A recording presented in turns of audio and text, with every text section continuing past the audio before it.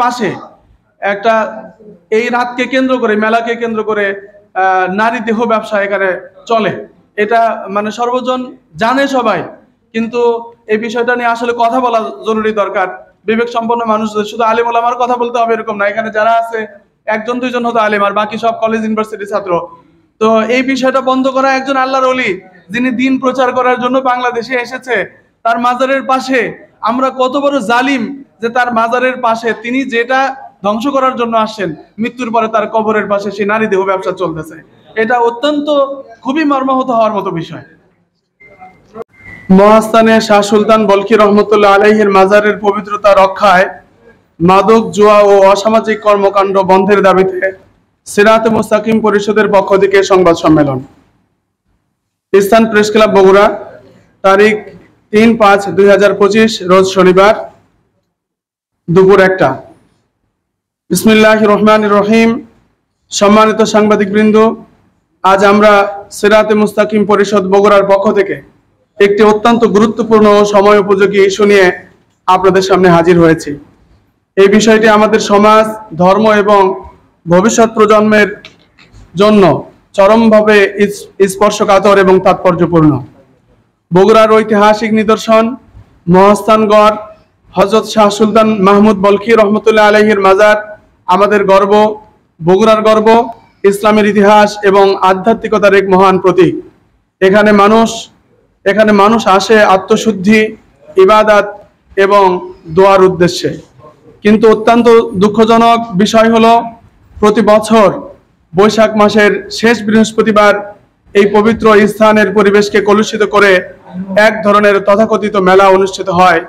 এই মেলার আড়ালে দীর্ঘদিন ধরে চলে আসছে ক মাদক কারবারি, সেবন ও মাদক ব্যবসা, জুয়া ও বাজিকরদের আসর, গ দেহ ব্যবসা ও অনৈতিক কর্মকাণ্ড, ঘ উচ্চ শব্দে গান বাজনা, অশ্লীল নৃত্য এবং নারী নির্যাতনের মতো গর্হিত অপকর্ম। এই সব কার্যকলাপ কেবল মাজারের পবিত্রতাকে অপমান করছে তা নয়, বরং আমাদের যুব সমাজের নৈতিক অবক্ষয় ও সামাজিক অবনতি ডেকে আনছে। এটি ইসলামের শিক্ষা, সামাজিক মূল্যবোধ এবং আইন শৃঙ্খলার সম্পূর্ণ পরিপন্থী। আমরা আজ দৃঢ়ভাবে নিম্নলিখিত দাবিগুলো আপনাদের মাধ্যমে উপস্থাপন করছি।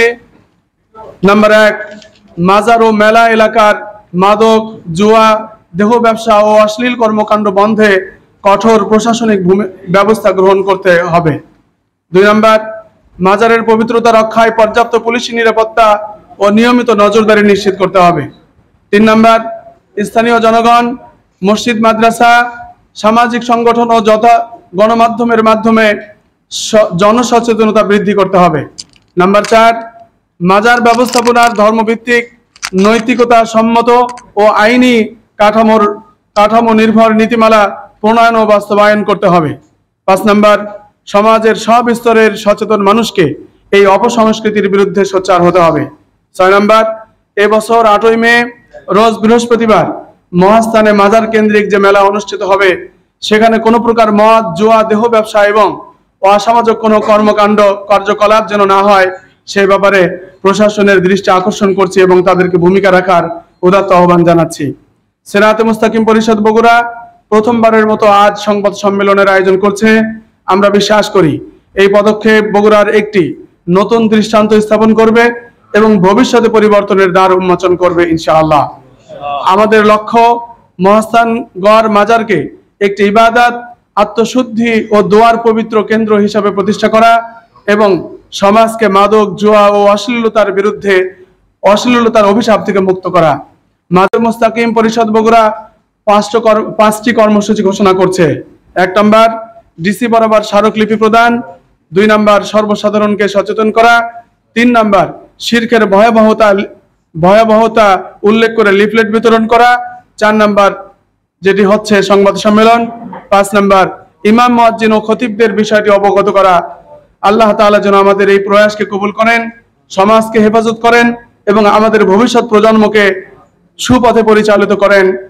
বগুড়া প্রেস ক্লাবের সকল স্তরের সাংবাদিক নেতৃবৃন্দকে আজকের এই সহযোগিতার জন্য এবং সাংবাদিক সম্মেলন করবার জন্য সুযোগ দেবার জন্য সকলকে আন্তরিক অভিনন্দন এবং মোবারকবাদ জানিয়ে